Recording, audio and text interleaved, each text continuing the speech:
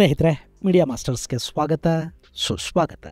ಗೆಳೆಯರೆ, ಆಪರೇಷನ್ ಸಿಂಧೂರ ಪಾಕಿಸ್ತಾನಕ್ಕೆ ಸಾಕಷ್ಟು ಪಾಠಗಳನ್ನು ಕಲಿಸಿದೆ. ಅದರಲ್ಲಿ ಒಂದು, ಚೈನಾದ ಆಯುಧಗಳು ಮತ್ತು ಅವರ ಸಹಾಯವನ್ನು ನಂಬಿಕೋದ್ರೆ ನಮಗೆ ಉಳಿಗಾಲ ಇಲ್ಲ ಅನ್ನೋದು ಕೂಡ ಒಂದು. ಹೀಗಾಗಿ ಪಾಕಿಸ್ತಾನ ತನ್ನ ಹಳೆಯ ಗಂಡ ಅಮೆರಿಕಾನ ಮತ್ತೆ ಕೆರೆಯೋದಕ್ಕೆ ಶುರು ಮಾಡಿದೆ. ನಮಗೆ ಆಯುಧಗಳು ಬೇಕು ಕೊಡಿ ಅಂತ ಕೇಳ್ತಾ ಇರೋ ಪಾಕಿಸ್ತಾನ ಅದಕ್ಕೆ ಪ್ರತಿಯಾಗಿ ಅಮೆರಿಕಾಗೆ ಬಲೂಚಿಸ್ತಾನಕ್ಕೆ ಆಹ್ವಾನ ಕೊಡೋ ಕೆಲಸಕ್ಕೆ ಮುಂದಾಗುವ ಲಕ್ಷಣಗಳು ಕಾಣ್ತಾ ಇವೆ. ಸದ್ಯಕ್ಕೆ ಅಮೆರಿಕಾಗೆ ರೇರ್ ಅರ್ತ್ ಮೆಟೀರಿಯಲ್ ಬೇಕು. ಅದು ಬಲೂಚಲ್ಲಿ ಸಮೃದ್ಧವಾಗಿದೆ. ಆದರೆ ಅದನ್ನು ತೆಗೆಯೋದಕ್ಕೆ ಪಾಕಿಸ್ತಾನಕ್ಕೆ ಸಾಧ್ಯ ಆಗೋದಿಲ್ಲ. ಯಾಕೆಂದ್ರೆ ಅಲ್ಲಿ ಬಲೂಚ್ ಲಿಬರೇಷನ್ ಆರ್ಮಿಯ ಹಿಡಿತ ದಿನೇ ದಿನೇ ಹೆಚ್ಚಾಗ್ತಾ ಹೋಗ್ತಾ ಇದೆ. ಅಕಸ್ಮಾತ್ ಬಲೂಚ್ ಏನಾದರೂ ಶಾಂತವಾಗಿದ್ದುಬಿಟ್ಟಿದ್ರೆ ಅಲ್ಲಿನ ಸಮಸ್ತ ಸಂಪತ್ತನ್ನ ಇಷ್ಟೊತ್ತಿಗೆ ಚೈನಾ ದೋಚ್ಕೊಂಡು ಬಿಡ್ತಾ ಇತ್ತು. ಆದರೆ ಅದು ಸಾಧ್ಯವಾಗದ ಹಾಗೆ ಲಿಬರೇಷನ್ ಪಡೆಗಳಲ್ಲಿ ತಡೆಯೊಡ್ಡುಕೊಂಡು ಕೂತಿವೆ. ಸದ್ಯಕ್ಕೆ ಬಲೂಚಿಸ್ತಾನವನ್ನು ಮಾರಾಟ ಮಾಡದೇ ಇದ್ರೆ ಪಾಕಿಸ್ತಾನ ಬದುಕೋದಕ್ಕೆ ಸಾಧ್ಯ ಆಗೋದಿಲ್ಲ. ಅದನ್ನು ಯಾರಿಗಾದರೂ ಮಾರಲೇಬೇಕು. ಸೊ ಅದು ಸಾಧ್ಯ ಆಗಬೇಕು ಅಂದರೆ ಬಲೂಚಿಸ್ತಾನದಲ್ಲಿನ ಬಂಡಾಯವನ್ನು ದಮನ ಮಾಡಬೇಕು. ಅದಕ್ಕಾಗಿ ಕಾನೂನಿನ ಸಹಾಯವನ್ನು ಪಡ್ಕೊಳ್ಳೋದಕ್ಕೆ ಪಾಕಿಸ್ತಾನ ಹೋಗ್ತಾ ಇದೆ. ಆ ನಿಟ್ಟಲ್ಲಿ ಅವರು ಬಲೂಚಿಸ್ತಾನದ ಅಸೆಂಬ್ಲಿ ಮೂಲಕವೇ ಒಂದು ಜನವಿರೋಧಿ, ಮಾನವ ಹಕ್ಕುಗಳ ವಿರೋಧಿ ಮತ್ತು ದಮನಕಾರಿ ಕಾನೂನನ್ನು ಜಾರಿ ಮಾಡ್ತಾ ಇದ್ದಾರೆ. ಅದು ಜಾರಿ ಆದರೆ ಬಲೂಚಿಸ್ತಾನದಲ್ಲಿ ಅಲ್ಲಿನ ಯಾವ ನಾಗರಿಕನಿಗೂ ಯಾವ ಸ್ವಾತಂತ್ರ್ಯನೂ ಇರೋದಿಲ್ಲ. ಯಾರನ್ನ ಬೇಕಾದರೂ ಪಾಕಿಸ್ತಾನಿ ಪೊಲೀಸರು ಯಾವಾಗ ಬೇಕಾದರೂ ಅರೆಸ್ಟ್ ಮಾಡೋದಕ್ಕೆ, ಜೈಲುಗಳಿಗೆ ತಳ್ಳೋದಕ್ಕೆ ಸಾಧ್ಯ ಆಗುತ್ತೆ. ಮತ್ತು ಆ ಕಾನೂನು ಇಡೀ ಬಲೂಚಿಸ್ತಾನವನ್ನು ಓಪನ್ ಜೈಲಿನ ಥರ ಮಾಡಿಬಿಡೋ ಸಾಧ್ಯತೆ ಇರುತ್ತೆ. ಹೀಗಾಗಿ ಈ ಹೊಸ ಕಾನೂನಿನ ವಿರುದ್ಧ ಈಗಲ್ಲಿನ ಮಾನವ ಹಕ್ಕು ಸಂಘಟನೆಗಳ ಹೋರಾಟ ಜೋರಾಗ್ತಾ ಇದೆ. ಹಾಗಾದರೆ ಬಲೂಚಿಸ್ತಾನದಲ್ಲಿ ಏನು ಮಾಡೋದಕ್ಕೆ ಹೋಗ್ತಾ ಇದೆ ಪಾಕಿಸ್ತಾನ? ಅಲ್ಲಿ ಅಷ್ಟೊಂದು ದಮನಕಾರಿ ನೀತಿಗಳು ಯಾಕೆ? ಮತ್ತು ಬಲೂಚ್ ಅನ್ನೋ ಈ ಭೂಪ್ರದೇಶ ಪಾಕಿಸ್ತಾನಕ್ಕೆ ಯಾಕಷ್ಟು ಮುಖ್ಯವಾಗ್ತಾ ಇದೆ? ಬನ್ನಿ ನೋಡೋಣ.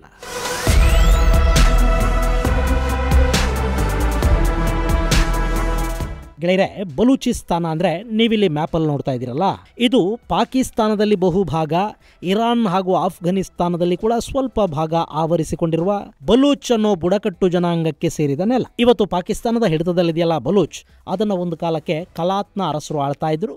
ಅದರ ಬಗ್ಗೆ ನಿಮಗೆ ಹಿಂದೆ ವಿವರವಾಗಿ ಹೇಳಿದ್ದೀನಿ. ಸೊ ಆ ವಿಡಿಯೋ ಲಿಂಕನ್ನು ಡಿಸ್ಕ್ರಿಪ್ಷನ್ ಬಾಕ್ಸಲ್ಲಿ ಕೊಡ್ತಾ ಇದ್ದೀನಿ, ನೀವು ಅದನ್ನು ಕೂಡ ನೋಡಬಹುದು. ಅದರಲ್ಲಿ ಬಲೂಚಿಸ್ತಾನ ಅನ್ನೋ ಈ ಭೂಪ್ರದೇಶ ಹೇಗೆ ಪಾಕಿಸ್ತಾನದ ಪಾಲಾಯಿತು ಅನ್ನೋದು ನಿಮಗೆ ಸಂಪೂರ್ಣವಾಗಿ ಗೊತ್ತಾಗುತ್ತೆ. ಇನ್ನು ಈಗ ವಿಷಯ ಏನು ಅಂದರೆ, ಬಲೂಚಿಸ್ತಾನದಲ್ಲಿ ದೊಡ್ಡ ಮಟ್ಟದ ಸ್ವಾತಂತ್ರ್ಯ ಹೋರಾಟ ನಡೀತಾ ಇದೆ. ನಾವು ಹೇಗಾದರೂ ಸರಿ ಪಾಕಿಗಳ ಕೈಯಿಂದ ವಿಮುಕ್ತಿಯನ್ನು ಪಡ್ಕೋಬೇಕು ಅಂತ ಬಲೂಚ್ ಪಡೆಗಳು ಸಶಸ್ತ್ರ ಹೋರಾಟವನ್ನು ಮಾಡ್ತಾ ಇವೆ. ಮತ್ತೊಂದು ಕಡೆಯಲ್ಲಿ ಶಾಂತಿಯುತ ಹೋರಾಟ ಕೂಡ ನಡೀತಾ ಇದೆ. ಈ ಬಲೂಚ್ ಅನ್ನೋದು ಪಾಕಿಸ್ತಾನದಲ್ಲಿ ಅತಿ ದೊಡ್ಡ ರಾಜ್ಯ. ಅಲ್ಲಿ ಜನಸಂಖ್ಯೆ ತುಂಬಾ ಕಡಿಮೆ, ಆದರೆ ಭೂಪ್ರದೇಶ ತುಂಬಾ ದೊಡ್ಡದು. ಜೊತೆಗೆ ಇಡೀ ಪಾಕಿಸ್ತಾನದಲ್ಲಿ ಸಮೃದ್ಧ ಖನಿಜ ಸಂಪತ್ತನ್ನು ತನ್ನ ಒಡಲಲ್ಲಿಟ್ಟುಕೊಂಡಿರುವುದು ಬಲೂಚಿಸ್ತಾನ. ಅಲ್ಲಿ ಏನಿಲ್ಲ, ಚಿನ್ನದ ನಿಕ್ಷೇಪಗಳಿವೆ, ಗ್ಯಾಸ್ ಸಿಕ್ಕಿದೆ, ಅತಿ ದೊಡ್ಡ ಕಬ್ಬಿಣದ ನಿಕ್ಷೇಪ ಅಲ್ಲಿದೆ. Copper, silver, zinc, barite, chromite, gypsum, silica, ಪಟ್ಟಿ ಮಾಡ್ತಾ ಹೋದ್ರೆ ಅದು ತುಂಬಾನೇ ದೊಡ್ಡದಾಗ್ತಾ ಹೋಗುತ್ತೆ. ಬಲೂಚಿಸ್ತಾನ ಅನ್ನೋದು ಸರಿಯಾಗಿ ಬಳಕೆ ಆದರೆ ಪಾಕಿಸ್ತಾನವನ್ನು ಶ್ರೀಮಂತಗೊಳಿಸುವ ಎಲ್ಲ ಲಕ್ಷಣಗಳಿರುವ ಒಂದು ಸಮೃದ್ಧ ನೆಲ. ಹೀಗಾಗಿನೇ ಅದನ್ನು ಕಳ್ಕೊಳ್ಳೋದಕ್ಕೆ ಪಾಕಿಸ್ತಾನ ಯಾವ ಕಾರಣಕ್ಕೂ ಸಿದ್ಧ ಇಲ್ಲ. ಹಾಗಂತ ಬಲೂಚರನ್ನು ಸರಿಯಾಗಿ ನೋಡ್ಕೊಳ್ಳೋ ಯೋಗ್ಯತೆ ಕೂಡ ಈ ಪಾಕಿಗಳಿಗಿಲ್ಲ.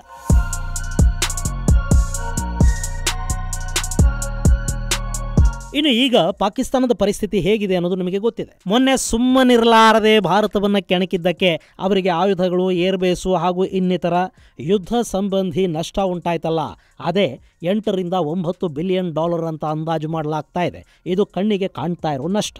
ಇನ್ನು ಸಿಂಧೂ ನದಿ ನೀರಿನ ಹಂಚಿಕೆ ಒಪ್ಪಂದದ ಅಮಾನತಿದೆಯಲ್ಲ, ಅದು ಈ ಬಾರಿ ಪಾಕಿಸ್ತಾನವನ್ನು ತೀವ್ರ ಪ್ರಮಾಣದ ಬರ ಪರಿಸ್ಥಿತಿಗೆ ತಳ್ಳುತ್ತೆ ಅಂತ ಹೇಳ್ತಾ ಇದ್ದಾರೆ. ಅದು ಕೃಷಿಯ ಮೇಲೆ ಪರಿಣಾಮವನ್ನುಂಟು ಮಾಡುತ್ತೆ. ಹಾಗೆ ಪಾಕಿಸ್ತಾನ ಭಾರತದ ಜೊತೆಗಿನ ವ್ಯಾಪಾರ ನಿರ್ಬಂಧಗಳನ್ನು ಎದುರಿಸ್ತಾ ಇದೆ. ವಾಯು ಪ್ರದೇಶ ಬಳಕೆಯ ಮೇಲೆ ನಿರ್ಬಂಧ ಇದೆ. ಇದೆಲ್ಲ ಸೇರಿ ಈ ಬಾರಿ ಅವರು ಅನುಭವಿಸ್ತಾ ಇರೋದು ಸರಿಸುಮಾರು $23 ಬಿಲಿಯನ್ ನಷ್ಟ ಅಂತ ಅಂದಾಜು ಮಾಡಲಾಗಿದೆ. ಇಂಥ ಸಂದರ್ಭದಲ್ಲಿ ಏನೋ ಅಮೆರಿಕಾಗೆ ಸ್ವಲ್ಪ ಮಶ್ಗಿರಿ ಮಾಡಿದ್ದಕ್ಕೆ ವರ್ಲ್ಡ್ ಬ್ಯಾಂಕ್ ಸಾಲ, IMF ಸಾಲ ಸಿಕ್ಕಿದೆ. ADB ಕೂಡ ಪಾಕಿಸ್ತಾನಕ್ಕೆ ಒಂದಷ್ಟು ಸಾಲವನ್ನು ಕೊಡ್ತಾ ಇದೆ. ಇದು ಯಾವುದು ಸುಮ್ಮನೆ ಸಿಗ್ತಿರೋ ಸಾಲ ಅಲ್ಲ, ಅದಕ್ಕೆ ಅವರು ಬೆಲೆ ತೆರಬೇಕಾಗತ್ತೆ. ಅದೇನು ಅಂದರೆ ಬಲೂಚಿಸ್ತಾನದಲ್ಲಿನ ಖನಿಜ ಸಂಪತ್ತು. ನಿಮಗೆ ಗೊತ್ತಲ್ಲ, ಈಗ ಅಮೆರಿಕ ಜಗತ್ತಿನ ನಾನಾ ಭಾಗಗಳಲ್ಲಿ ವಿರಳ ಖನಿಜದ ಹುಡುಕಾಟಕ್ಕೆ ಮುಂದಾಗ್ತಾ ಇದೆ. ಯುಕ್ರೇನ್ನಲ್ಲಿ ಕೂಡ ರೇರ್ ಅರ್ತ್ ಮೆಟೀರಿಯಲ್ ಕಾರಣಕ್ಕೇನೆ ಟ್ರಂಪ್ ಮತ್ತು ಝೆಲೆನ್ಸ್ಕಿ ನಡುವೆ ಒಂದು ರಾಜಿ ಸಂಧಾನದ ಥರದ್ದಾಗಿತ್ತು. ಈಗ ಅಮೆರಿಕ ಪಾಕಿಸ್ತಾನದಲ್ಲಿನ ಖನಿಜ ಸಂಪತ್ತಿನ ಮೇಲೆ ಕೂಡ ಕಣ್ಣು ಹಾಕ್ತಾ ಇದೆ. ಆ ಸಂಪತ್ತಿರೋದು ಬಲೂಚಿಸ್ತಾನದಲ್ಲಿ. ಇದೊಂಥರ ಹೇಗೆ ಅಂದರೆ ಅಪಾರ ಸಂಪತ್ತಿಗೆ ಸರ್ಪಸಂಕುಲ ಕಾವಲಿರೋ ಹಾಗೆ ಬಲೂಚಿಸ್ತಾನದಲ್ಲಿ ಲಿಬರೇಷನ್ ಆರ್ಮಿ ಇದೆ. ಜೊತೆಗೆ ಅಲ್ಲಿನ ಸಾಮಾಜಿಕ ಸಂಘಟನೆಗಳು, ಮಾನವ ಹಕ್ಕು ಸಂಘಟನೆಗಳು, ಸಾಮಾನ್ಯ ಜನ ಕೂಡ ನಿರಂತರವಾಗಿ ಪಾಕಿಸ್ತಾನದ ವಿರುದ್ಧ ಪ್ರತಿಭಟನೆಗಳನ್ನು ಮಾಡ್ತಾ ಇದ್ದಾರೆ. ಇಂಥ ಸಂದರ್ಭದಲ್ಲಿ ಅಲ್ಲಿನ ಪ್ರತಿಭಟನೆಗಳನ್ನು ಮಟ್ಟ ಹಾಕದೇ ಇದ್ದರೆ ಪಾಕಿಸ್ತಾನಕ್ಕೆ ಬಲೂಚಿಸ್ತಾನದಲ್ಲಿನ ಮಿನರಲ್ಸ್ಗೆ ಕೈ ಹಾಕೋದಕ್ಕೆ ಸಾಧ್ಯ ಆಗೋದಿಲ್ಲ. ಅಲ್ಲಿ ಲಿಬರೇಷನ್ ಆರ್ಮಿನೇ ದಾಳಿ ಮಾಡಬೇಕು ಅಂತಲೂ ಇಲ್ಲ. ಮೈನಿಂಗ್ ಶುರುವಾಗೋ ಹೊತ್ತಿಗೆ ಅಲ್ಲಿನ ಜನ ಪ್ರತಿಭಟನೆಗಳನ್ನು ಶುರು ಮಾಡಿದರೂ ಕೂಡ ಗಣಿಗಾರಿಕೆಯ ಎಲ್ಲ ಕೆಲಸಗಳು ನಿಂತು ಹೋಗುತ್ತವೆ. ಅದನ್ನು ತಪ್ಪಿಸೋದಕ್ಕೆ ಪಾಕಿಸ್ತಾನ ಈಗ ಬಲೂಚರನ್ನು ಸಂಪೂರ್ಣವಾಗಿ ದಮನ ಮಾಡುವ ಒಂದು ಕಾನೂನನ್ನು ರೂಪಿಸಿದೆ. ಇನ್ನು ಮೊನ್ನೆ ಜೂನ್ 4ನೇ ತಾರೀಕು ಈ ಆ್ಯಕ್ಟನ್ನು ಬಲೂಚಿಸ್ತಾನದ ಅಸೆಂಬ್ಲಿಯಲ್ಲಿ ಪಾಸ್ ಮಾಡಿಕೊಂಡಿದ್ದಾರೆ. ಈ ಮೂಲಕ ಬಲೂಚಿಸ್ತಾನದಲ್ಲಿ ಯಾರನ್ನ ಬೇಕಾದರೂ ಬಂಧಿಸೋದಕ್ಕೆ ಜಂಟಿ ಕಾರ್ಯಪಡೆಗಳಿಗೆ ಯಾವ ಸಮಸ್ಯೆಯೂ ಆಗದಂತೆ ನೋಡಿಕೊಳ್ಳಲಾಗ್ತಾ ಇದೆ. ಈ ಆ್ಯಕ್ಟ್ನ ಪ್ರಕಾರ ಬಲೂಚಿಸ್ತಾನದಲ್ಲಿ ಪೊಲೀಸರು, ಪಾಕಿಸ್ತಾನದ ಸೇನೆ ಹಾಗೂ ISIಗಳು ಜಂಟಿ ಕಾರ್ಯಾಚರಣೆಯನ್ನು ನಡೆಸೋದಕ್ಕೆ ಒಪ್ಪಿಗೆಯನ್ನು ಕೊಡಲಾಗಿದೆ. ಅದರ ಜೊತೆಗೆ ಬಲೂಚಿಸ್ತಾನದ ಯಾವುದೇ ಭಾಗದಲ್ಲಿನ ಜನರನ್ನು ಈ ಜಂಟಿ ಪಡೆಗಳು ಯಾವ ಮುನ್ಸೂಚನೆಯೂ ಇಲ್ಲದೆ, ಯಾವ ವಾರೆಂಟೂ ಇಲ್ಲದೆ, ನೋಟಿಸ್ ಇಲ್ಲದೆ, ಯಾವ ಪ್ರಕರಣವನ್ನೂ ದಾಖಲಿಸದೆ ಭಯೋತ್ಪಾದನೆಯ ಆರೋಪವನ್ನು ಹೊರಿಸಿ ಅಥವಾ ದೇಶದ್ರೋಹದ ಆರೋಪವನ್ನು ಹೊರಿಸಿ ಕೇವಲ ಅನುಮಾನದ ಮೇರೆಗೆ ಬಂಧಿಸಿ 90 ದಿನಗಳ ಕಾಲ ತಮ್ಮ ಕಸ್ಟಡಿಯಲ್ಲಿ ಇಟ್ಟುಕೊಳ್ಳೋದಕ್ಕೆ ಸಾಧ್ಯ ಆಗುತ್ತೆ. ಇಲ್ಲಿ ಒಬ್ಬ ವ್ಯಕ್ತಿಯನ್ನು ಅರೆಸ್ಟ್ ಮಾಡೋದಕ್ಕೆ ಯಾವ ಸಾಕ್ಷ್ಯಾಧಾರಗಳು ಬೇಕಾಗೋದಿಲ್ಲ. ಅನುಮಾನ ಒಂದಿದ್ದರೆ ಸಾಕು, ಅವನನ್ನು ಕಸ್ಟಡಿಗೆ ತಗೊಂಡು ಬಿಡಬಹುದು. ಹಾಗೆಯೇ ಈ ಜಂಟಿ ಕಾರ್ಯಪಡೆಯ ಕೆಲಸದಲ್ಲಿ ಹಾಗೂ ಆ್ಯಕ್ಟ್ನ ಅಡಿಯಲ್ಲಿ ವಶಕ್ಕೆ ಪಡೆಯುವ ವ್ಯಕ್ತಿಯ ಪರ ನ್ಯಾಯಾಲಯ ಕೂಡ 90 ದಿನಗಳ ಒಳಗೆ ಯಾವ ಜಾಮೀನನ್ನು ಕೊಡೋದಕ್ಕೆ ಸಾಧ್ಯ ಆಗೋದಿಲ್ಲ. ಇಂಥದ್ದೊಂದು ಕಾನೂನನ್ನು ಮಾಡಿಕೊಂಡು ಈಗ ಬಲೂಚಿಸ್ತಾನದಲ್ಲಿ ಬಲೂಚ್ ಹೋರಾಟಗಾರರ ಬೇಟೆಗೆ ಪಾಕಿಸ್ತಾನ ಇಳಿತಾ ಇದೆ. ಹೀಗಾಗಿಯೇ ಈ ಆ್ಯಕ್ಟ್ ಬಗ್ಗೆ ಬಲೂಚಿಸ್ತಾನದಲ್ಲೀಗ ಸಾಕಷ್ಟು ಪ್ರತಿರೋಧ ಶುರುವಾಗ್ತಾ ಇರೋದು. ವಿದೇಶಗಳಲ್ಲಿ ನೆಲೆಸಿರುವ ಬಲೂಚಿಗರು ಇದನ್ನು ಮಾನವ ಹಕ್ಕುಗಳ ದಮನ ಅಂತ ಕರೀತಾ ಇದ್ದಾರೆ.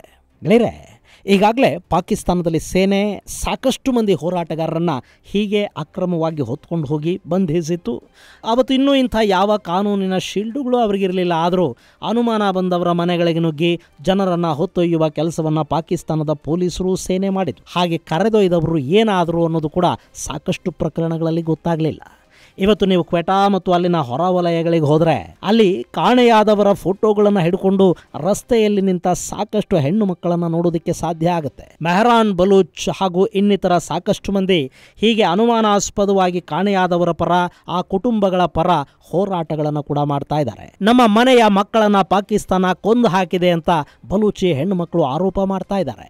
ಸಾಕಷ್ಟು ಪ್ರತಿಭಟನೆಗಳು ಅಲ್ಲಾಗ್ತಾ ಇವೆ. ಆದರೆ ಯಾವ ಅಂತಾರಾಷ್ಟ್ರೀಯ ಮಾನವ ಹಕ್ಕುಗಳ ಸಂಘಟನೆಯು ಬಲೂಚಿಸ್ತಾನದ ಈ ನತದೃಷ್ಟರಿಗೆ ಸಂಪೂರ್ಣ ಬೆಂಬಲವನ್ನು, ಸಹಾಯವನ್ನು ಮಾಡ್ತಾ ಇಲ್ಲ.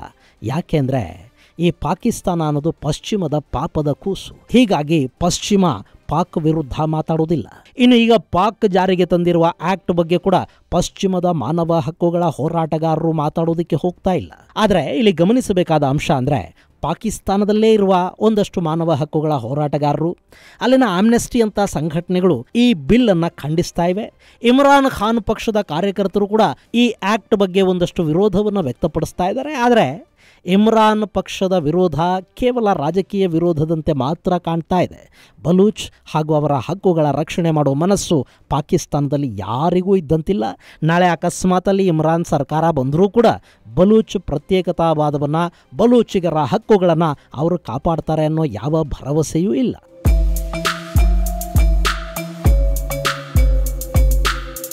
ಇನ್ನು ಈ ಆ್ಯಕ್ಟ್ ಬಲೂಚಿಸ್ತಾನವನ್ನು ಮುಂದಿನ ದಿನಗಳಲ್ಲಿ ಲೀಗಲ್ ಡಿಟೆನ್ಷನ್ ಸೆಂಟರ್ ಥರ ತಯಾರು ಮಾಡುತ್ತೆ. ಪಾಕಿಸ್ತಾನದ ದೌರ್ಜನ್ಯಕ್ಕೆ ಕಾನೂನಿನ ಬೆಂಬಲ ಸಿಕ್ಕಂತಾಗತ್ತೆ ಅಂತ ಬಲೂಚ್ ಹೋರಾಟಗಾರರು ಆರೋಪ ಮಾಡ್ತಾ ಇದ್ದಾರೆ. ಇಲ್ಲಿ ಪಾಕ್ ಜಾರಿಗೆ ತಂದಿರುವ ಈ ಕಾನೂನನ್ನು ನೋಡಿದರೆ ಉಯ್ಗರ್ ಮುಸ್ಲಿಮರ ದಮನಕ್ಕೆ ಚೈನಾ ತನ್ನಲ್ಲಿ ಜಾರಿಗೆ ತಂದಿದ್ದ ಕಾನೂನೇ ನೆನಪಾಗೋದು. ಹೀಗಾಗಿ ಈ ಪ್ಲಾನ್ನ ಹಿಂದೆ ಚೈನಾದ ನೆರಳಿರೋದನ್ನು ಕೂಡ ತಳ್ಳಿ ಹಾಕೋದಕ್ಕೆ ಸಾಧ್ಯ ಇಲ್ಲ.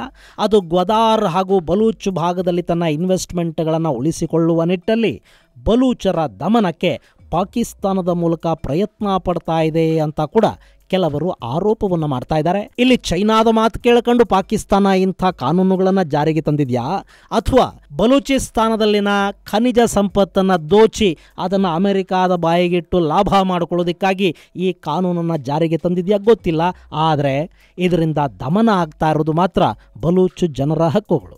ಇನ್ನು ಈ ಬಿಲ್ ಮಂಡನೆಯಾಗಿದ್ದು ಪಾಸ್ ಆಗಿದ್ದು ಪಾಕಿಸ್ತಾನದ ಪಾರ್ಲಿಮೆಂಟಲ್ಲ, ಬದಲಿಗೆ ಬಲೂಚಿಸ್ತಾನದ ಅಸೆಂಬ್ಲಿ. ಬಲೂಚ್ ರಾಜ್ಯ ವಿಧಾನಸಭೆಯಲ್ಲಿ ಒಟ್ಟು 65 ಸದಸ್ಯರಿದ್ದಾರೆ.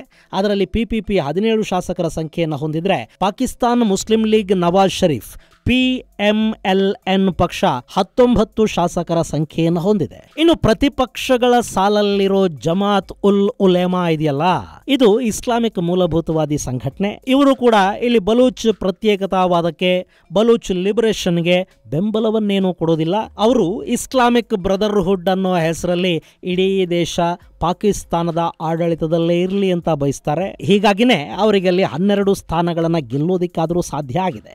ಗೆಳೆಯರೆ, ಪಾಕಿಸ್ತಾನದಲ್ಲಿ ಇದು ತುಂಬಾ ಸಹಜ. ಅಲ್ಲಿ ಚುನಾವಣೆಗಳು ಪಾರದರ್ಶಕವಾಗೇನೂ ನಡೆಯೋದಿಲ್ಲ, ಅದನ್ನ ಸೇನೆ ಮಾಡಿಸುತ್ತೆ. ಸೊ ಯಾರು ಎಲ್ಲಿ ಆರಿಸಿ ಬರಬೇಕು, ಎಷ್ಟು ಮಂದಿ ಯಾವ ಪಕ್ಷದಿಂದ ಆರಿಸಿ ಬರಬೇಕು ಅಂತ ನಿರ್ಧಾರ ಮಾಡೋದು ಅಲ್ಲಿನ ಮತದಾರರಲ್ಲ, ಬದಲಿಗೆ ಪಾಕಿಸ್ತಾನದ ಸೈನ್ಯ. ಬ್ಯಾಲೆಟ್ ಪೇಪರ್ಗಳನ್ನು ಸೇನೆ ತನಗೆ ಬೇಕಾದ ಹಾಗೆ ಬದಲಾಯಿಸುತ್ತೆ. ಹೀಗಾಗಿ ಬಲೂಚಿಸ್ತಾನದಲ್ಲಿ ಪ್ರತ್ಯೇಕತಾ ಹೋರಾಟಕ್ಕೆ, ಸ್ವಾತಂತ್ರ್ಯಕ್ಕೆ ಅಲ್ಲಿನ ಜನರ ಬೆಂಬಲ ಇದ್ದರೂ ಕೂಡ ಅಲ್ಲಿನ ಚುನಾವಣೆಗಳಲ್ಲಿ ಗೆಲ್ಲೋದು ಮಾತ್ರ ಪಾಕಿಸ್ತಾನದ ನ್ಯಾಷನಲ್ ಅಸೆಂಬ್ಲಿಯಲ್ಲಿ ಯಾರು ಗೆದ್ದಿರ್ತಾರೋ ಆ ಪಕ್ಷ. ಸೊ ಅವರು ಪಾಕಿಸ್ತಾನದ ಕೇಂದ್ರ ಸರ್ಕಾರ ಹಾಗೂ ಸೇನೆ ಏನು ಬಯಸುತ್ತೋ ಆ ಥರದ ಕಾನೂನುಗಳನ್ನೇ ರಚನೆ ಮಾಡಬೇಕಾಗಿ ಬರುತ್ತೆ. ಈಗ ಕೂಡ ಈ ದಮನಕಾರಿ ಕಾನೂನು ಪಾಕಿಸ್ತಾನದ ಸೇನೆಗೆ ಬೇಕಾಗಿದೆ. ಅವರ ಆದೇಶದ ಮೇರೆಗೆ ಅದರ ರಚನೆ ಆಗಿದೆ. ಹಾಗಂತ ಈ ಕಾಯ್ದೆ ಬಲೂಚಿಸ್ತಾನದ ಹೋರಾಟವನ್ನು ದಮನ ಮಾಡುತ್ತೆ ಅಂತಲ್ಲ. ಅಲ್ಲಿ ಬಲೂಚ್ ಹೋರಾಟವನ್ನು ಮಟ್ಟ ಹಾಕೋದಕ್ಕೆ ಪಾಕಿಸ್ತಾನ ಸಾಕಷ್ಟು ಪ್ರಯತ್ನಗಳನ್ನು ಮಾಡ್ತಲೇ ಬರ್ತಾ ಇದೆ. ಐಸಿಸ್ನ ತಗೊಂಡು ಹೋಗಿ ಬಲೂಚಲ್ಲಿ ಇನ್ಸ್ಟಾಲ್ ಮಾಡಿದೆ. ಪಾಕಿಸ್ತಾನಿ ಸೇನೆಯ ಕಮಾಂಡರ್ಗಳನ್ನು ಉಗ್ರರ ವೇಷದಲ್ಲಿ ಕಳುಹಿಸಿಕೊಡ್ತಾ ಇದೆ. ಒಟ್ಟಾರೆ ಬಲೂಚಿ ನಾಯಕರನ್ನ ನಿರ್ನಾಮ ಮಾಡೋದಿಕ್ಕೆ ಪಾಕಿ ಸೇನೆ ಹಾಗೂ ISI ಸಾಕಷ್ಟು ಪ್ರಯತ್ನಗಳನ್ನು ಮಾಡ್ತಾ ಇವೆ. ಆದರೂ ಆ ಹೋರಾಟವನ್ನು ದಮನ ಮಾಡೋದಕ್ಕೆ ಸಾಧ್ಯ ಆಗಿಲ್ಲ. ಈಗಲೂ ಕೂಡ ಅದು ಸಾಧ್ಯ ಆಗಲಾರದು. ಯಾಕೆಂದರೆ ಅವರಿಗೀಗ ಆಫ್ಘನಿಸ್ತಾನದ ತಾಲಿಬಾನ್ ಬೆಂಬಲ ಕೂಡ ಸಿಗೋ ಹಾಗೆ ಕಾಣ್ತಾ ಇದೆ. ಆದರೂ ಮುಂದಿನ ದಿನಗಳಲ್ಲಿ ಈ ಹೋರಾಟ, ಪಾಕಿಸ್ತಾನದ ದಮನಕಾರಿ ಕಾಯ್ದೆಗಳು ಇವೆಲ್ಲ ಬಲೂಚಿಸ್ತಾನವನ್ನು ಏನು ಮಾಡುತ್ತವೆ ಅನ್ನೋದನ್ನು ಕಾದು ನೋಡಬೇಕು. ಇದು ಗೆಳೆಯರ ವಿಷಯ. ಮುಂದಿನ ಸಂಚಿಕೆಯಲ್ಲಿ ಮತ್ತಷ್ಟು ವಿಶೇಷಗಳ ಜೊತೆ ಮತ್ತೆ ಭೇಟಿಯಾಗೋಣ. ಅಲ್ಲಿವರೆಗೆ ಜೈ ಹಿಂದ್, ಜೈ ಕರ್ನಾಟಕ.